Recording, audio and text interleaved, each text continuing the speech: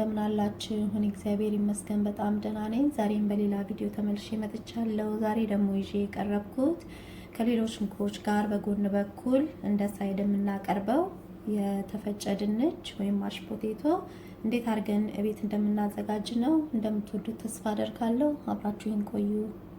እሺ፣ 4 ትልልቅ ተልጦ የታጠበ ድንች፣ 3 የሾርባ ማንኪያ ጨው የሌለው የገበታ ቅቤ፣ ጨውን ራሳችን እንድንመጥን ማለት ነው እና 1 ነጭ ሽንኩርት፣ ጨው፣ ቁንዶበርበሬና ለአንድ ኩባያ ሩብ ጉዳይ ወተት ያስፈልገናል።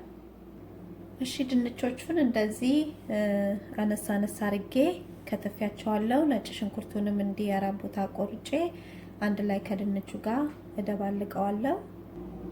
ከዛም ብረት ድስት ውስጥ ከተውና ቀዝቃዛ ውሃ አድርጌ እጥደዋለሁ እና ሙሉ ለሙሉ ከበር ማድረግ አለበት ውሃው ድንቹን ማለት ነው እና 1 ሻይ ማንኪያ ጨው እጨምርበታለሁ።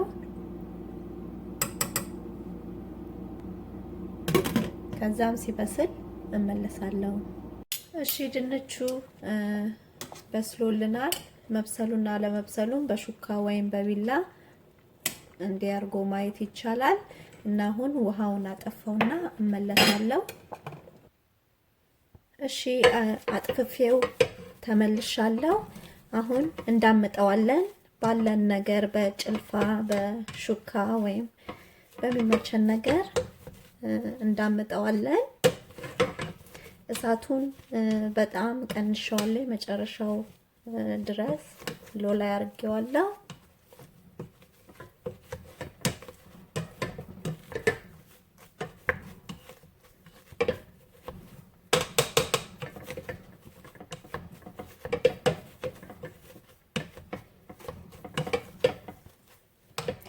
ከዛም ወተቱን እጨምረዋለሁ። ክሬምም ከሆነ ክሬሙን እንጨምረዋለን እና ቅቤውንም እጨምረዋለሁ። ወተቱን ሩም ቴምፕሬቸር ቢሆን ወይንም ደግሞ ሞቅ ያለ ቢሆን ይመረጣል።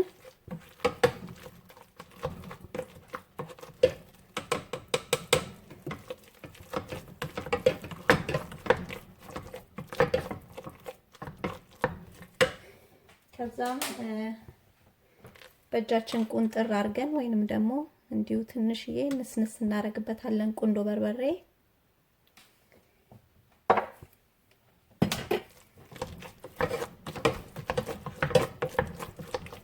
እና በደንብ እናዋህደዋለን። ቅቤውም በደንብ ቀልጦ እስኪዋሃድ ድረስ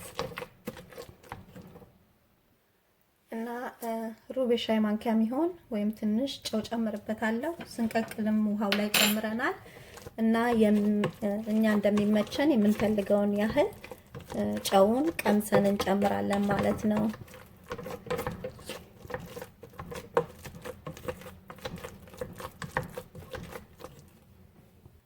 እሺ አሁን እሳቱን አጠፋዋለሁ።